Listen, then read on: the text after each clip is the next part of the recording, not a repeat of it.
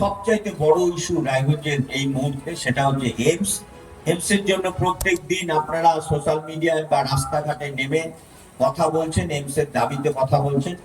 লোকপ্রিয় সাংসদ আমাদের রায়গঞ্জ লোকসভা কেন্দ্রের শ্রী কার্তিক চন্দ্র পালের নেতৃত্বে আমাদের 4 বিধায়কের আর মাননীয় প্রধানমন্ত্রীজি এবং মাননীয় অমিত শাহজির সাথে আজকে দেখা করার কথা ছিল, একটু অন্যরকম আছে, সেই জন্য সেই অ্যাপয়েন্টমেন্ট আমাদের ক্যান্সেল করতে হয়েছে।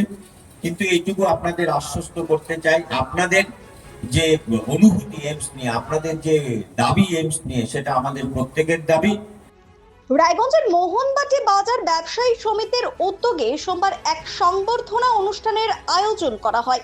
অনুষ্ঠানে সংবর্ধনা দেওয়া হয় রায়গঞ্জের বিধায়ক তথা রাজ্যের মন্ত্রী কৌশিক চৌধুরী এবং রায়গঞ্জ থানার আইসি সন্দীপ চক্রবর্তীকে। মোহনবাটি বাজার প্রাঙ্গণে আয়োজিত এই অনুষ্ঠানে উপস্থিত ছিলেন ওয়েস্ট দিনাজপুর চেম্বার অফ কমার্সের সাধারণ সম্পাদক শঙ্কর কুন্ডু, অভিজিৎ বসু, জয়ন্ত সোম সহ ব্যবসায়ী সংগঠনের প্রতিনিধিরা। অনুষ্ঠানে বাজার ব্যবসায়ী সমিতির পক্ষ থেকে মোহনবাটি বাজারের বিভিন্ন দীর্ঘদিনের সমস্যা মন্ত্রীর সামনে তুলে ধরা হয়। বাজারের পরিকাঠামোগত উন্নয়ন, নিকাশি ব্যবস্থার সংস্কার, স্থায়ী শেড নির্মাণ, ব্যবসায়ীদের জন্য প্রয়োজনীয় নাগরিক সুবিধা সহ একাধিক দাবি জানানো হয়।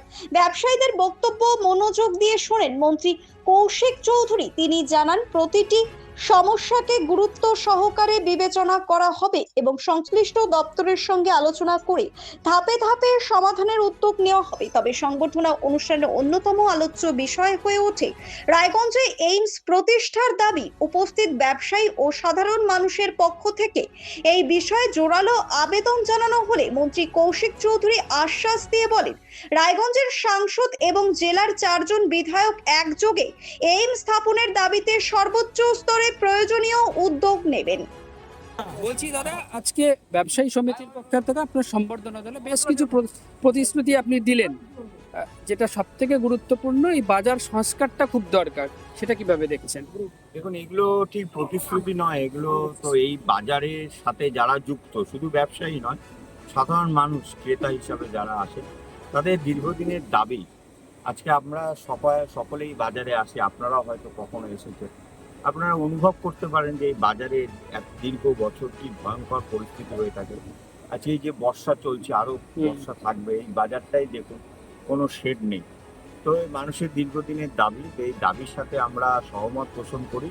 সেই জন্য আমি এবং মাননীয় এমপি শ্রী কার্তিক চন্দ্র পাল আমরা দীর্ঘদিন ধরে একটা পরিকল্পনা করছি। আগামীতে আরও ভালোভাবে একদম মাইক্রো লেভেলে পরিকল্পনা হবে যে এই বাজারে শেড তৈরি করা, আমি যেটা বললাম একটা সুন্দর টয়লেট, বাথরুম, সেগুলোর ব্যবস্থা করা, ভালো জলের ব্যবস্থা করা। এইমস নিয়ে তো ব্যবসায়ীরা দীর্ঘদিন ধরে লড়াই করছে। সেই 2008 সালে এইমস, সেই এইমস নিয়ে আমাদের পূর্ববর্তী সরকার রাজনীতি করেছে। সেই আমাদের অধিকারের এইমসকে নিয়ে, আমাদের দাবির, আমাদের আবেগের এইমসকে নিয়ে কল্যাণীতে নিয়ে চলে যাওয়া হয়েছে। মানুষ 2008 সাল থেকে এখানকার ব্যবসায়ী, সাধারণ মানুষ, ছাত্র, যুবক, চাকরিজীবী সবাই লড়াই করছে। ইতিমধ্যে ব্যবসায়ীরা তো অনেক দিন ধরেই, এবারে 2026 সালে আবার নতুন করে দৌড়দৌড়ি শুরু করেছেন, লড়াই করছেন। আমরা তাদের লড়াইয়ের পাশে আছি। আপনাদের তরফ থেকে কি কি মনে হচ্ছে সমস্যা, যেটা খুব সমাধান করা খুবই জরুরি?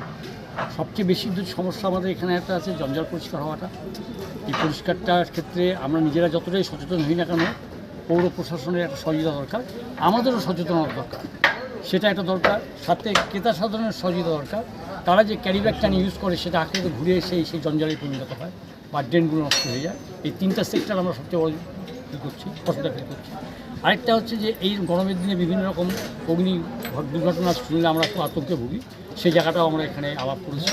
তাতে একটা রিজার্ভার দিয়ে হোক, একটা টেম্পোরারি কোনো অ্যারেঞ্জমেন্ট থাকবে, যেখানে মধ্যে এখানে ব্যবসায়ীরা তার সাথে ওয়াকিবল থেকে সাময়িক দুর্ঘটনা করে সেটাকে দিয়ে তারা ফাইট করতে পারে, সেরকম একটা ব্যবস্থা আমরা আগামী দিনে এটা নিয়ে আমরা দুশ্চিন্তাগ্রস্ত আছি এবং আমরা সঠিক পর্যায়ে যেতে চাই। এবং রাস্তাটা যে অপরিষ্কার এবং রাস্তায় যে এনক্রোচমেন্ট আছে, কিছু কিছু বিল্ডিং এখানে হয়েছে, তারা এনক্রোচমেন্ট করে বিল্ডিং করেছে, 4 তলা বিল্ডিং হয়েছে, 4 ইঞ্চি জায়গা ছাড়েনি, যার জন্য মোহনবাড়ি বাজারের ক্ষেত্রে কিছু কিছু অসুবিধার সম্মুখীন হচ্ছে। সেই জায়গাগুলো সম্পর্কে আমরা আগামী দিনে ওয়াকিং করে যাতে রাস্তাটা চওড়া হয়, এনক্রোচমেন্টটা যাতে কম থাকে, ব্যবসায়ীরা খরিদ্দার পাওয়ার লোভে যে অলওয়েজ দোকানটাকে বড় করতে গিয়ে খরিদ্দার যে অসুবিধা করে, সেই জায়গাগুলো আমরা এই সবার কাছে সচেতনতা করেছি। আশা করছি আমরা সার্বিকভাবে নিজেদের সচেতনতা করে সরকারের সহযোগিতা নিয়ে, পৌরসভার সহযোগিতা নিয়ে আমরা আগামী দিনে ক্রেতার দৃষ্টিভঙ্গির সাথে আমরা তাল মিলিয়ে এগিয়ে চলতে পারব। শুভজিৎ দাসের রিপোর্ট, নিউজ বৃত্তান্ত। हमें अपनी बारीक कारीगरी से सजाने के लिए शुक्रिया। बारीक कारीगरी की रीत जो बनाए सोने को सेनको। सेनको, खुशियों की रीत।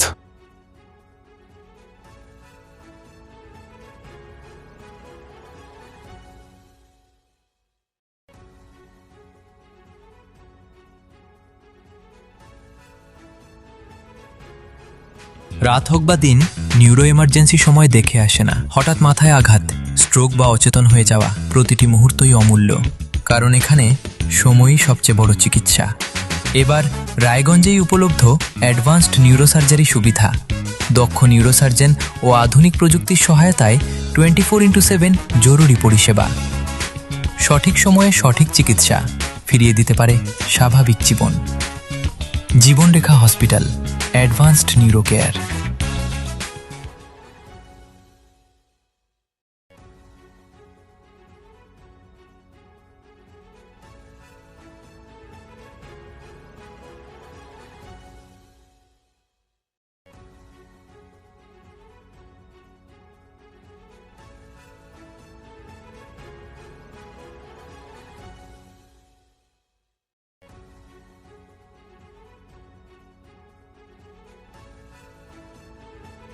আপনার পরিবারের সুস্বাস্থ্যের ঠিকানা।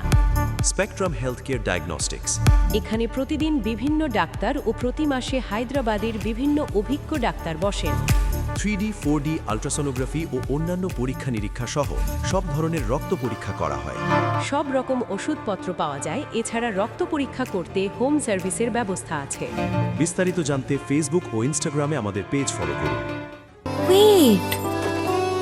So this was your wedding look. Oh my God, Tammy, you look pretty. Dhaka থেকে যখন আইছিলাম, এ হগল আমার মা আমারে পরাইয়া দিছিল। It's so authentic, Tammy. I will go for this look. But what about my goina?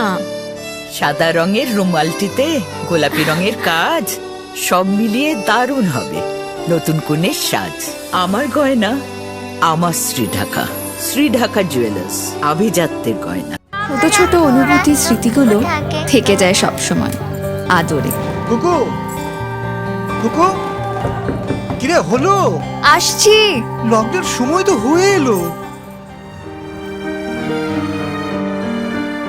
কিছু স্মৃতির ভাজেই তোলা থাকে শুভারম্ভে প্রাপ্তি। 50 বছরের অভিজ্ঞতায় আগ্নেশ্বর জুয়েলার্স, নিখুঁত গয়নার কারিগরি। Agneshwar jewellers, NS road, Raiganj. আপনার জীবনের সমস্ত প্রতিকূল পরিস্থিতির অবসান ঘটাতে আজই আসুন স্বর্গীয় জ্যোতিষ গবেষক ও তন্ত্র সাধক অলোক কর্মকারের সুযোগ্য পুত্র ও একমাত্র শিষ্য সঞ্জয়ের কাছে, যিনি আসাম বঙ্গীয় জ্যোতিষ ও তন্ত্র সোসাইটি দ্বারা জ্যোতিষ রত্ন উপাধিতে সম্মানিত। তাই আজই আসুন বংশানুক্রমিক ও সুদক্ষ জ্যোতিষ প্রতিষ্ঠানে।